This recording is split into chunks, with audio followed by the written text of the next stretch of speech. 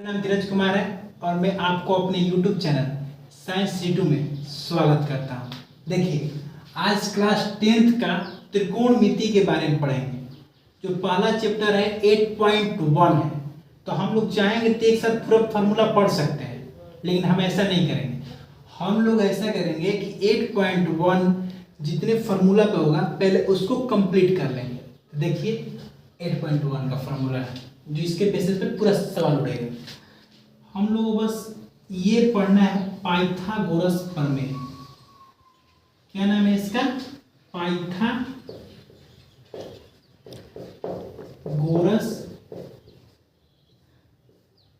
बड़े प्यार से पढ़ेंगे। प्रमेय, पाइथागोरस प्रमेय।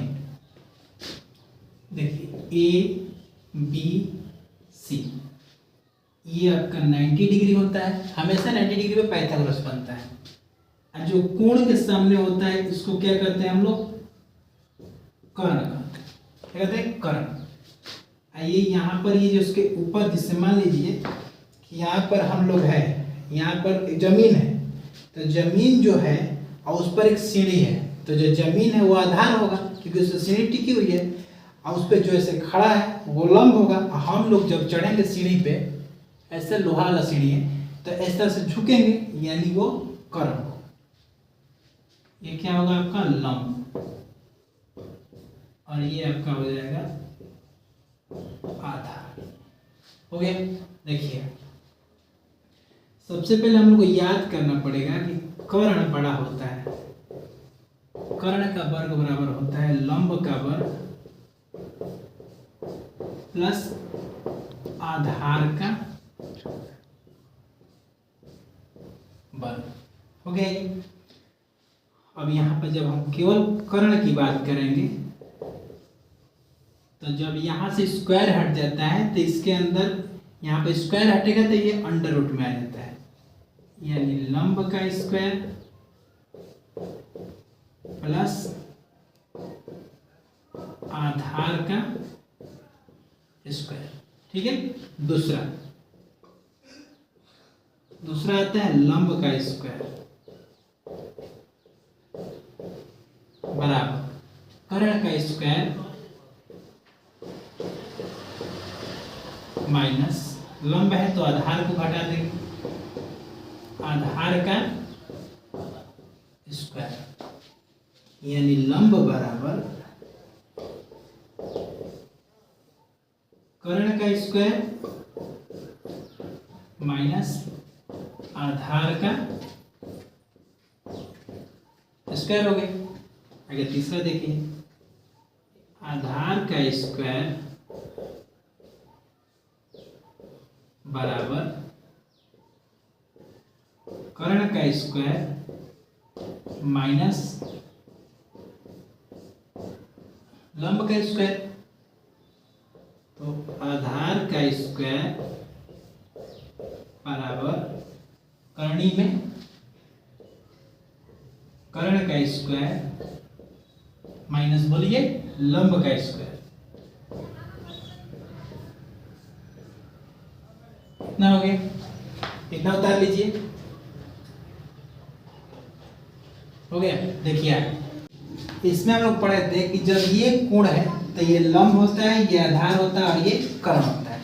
लेकिन अगर किसी सवाल में आपको मिलेगा ही, उस चैप्टर में मिलना ही मिलना है, ए बी सी, कहेगा कि ये कोण है। क्या कहेगा? कि ये वाला कोण है। पहले ये था या ये होगा तो सेम, कुछ चेंज नहीं होगा। अगर ये कोण रहेगा तो कोई चेंज नहीं, लेकिन जब ये हो जाएगा तब तो मामला गड़बड़ है। देखिए, अब ये वाला जो लंब है ये बन जाता है आपका आधार। क्या बन जाता है? आधार। और ये क्या हो जाता है? आपका लंब। ये आपका लंब होता है और कर्ण चेंज नहीं होगा, कर्ण तो कर्ण रहे। ठीक है। अब देखिए इसमें, अब हम इसका त्रिकोणमितीय अनुपात पढ़ेंगे।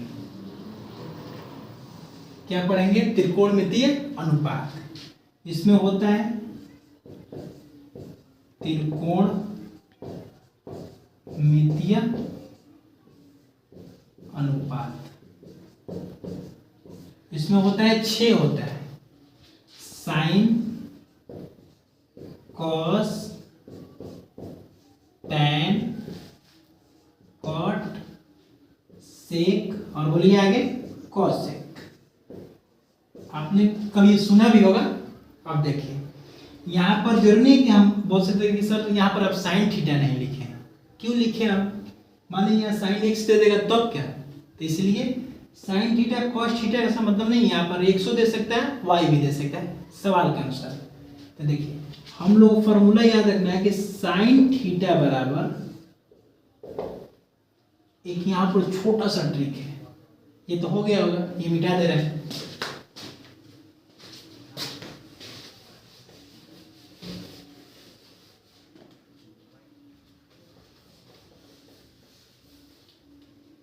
देखिए होता है एल ए एल के ए, लाल बटा कक्का।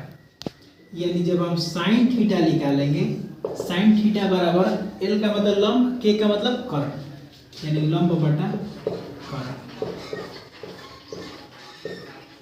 ठीक है, लंब बटा कर्ण। फिर साइन का उल्टा होता है direct cosec theta, cosec theta इसका उल्टा हो जाएगा, कर्ण बटा में लंब हो गया। इसके बाद आता है कॉस थीटा, ए से आधार, समझ में आ रहा है तो लाइक करते जाइए, के से कर्ण हो गया। इसके बाद आता है कॉस का उल्टा क्या होता है, सेक थीटा, बहुत बढ़िया, सेक थीटा, कर्ण बटा में आधार हो गया। इसके बाद आता है आपका टैन थीटा, देखिए एल से मतलब लंब, ए का मतलब आधार, लंब बटा आधार।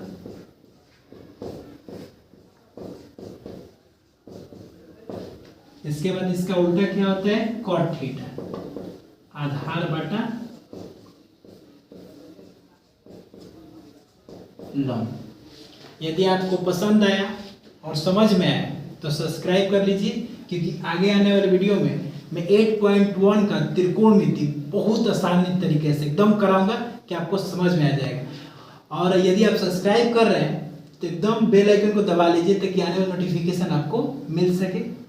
धन्यवाद।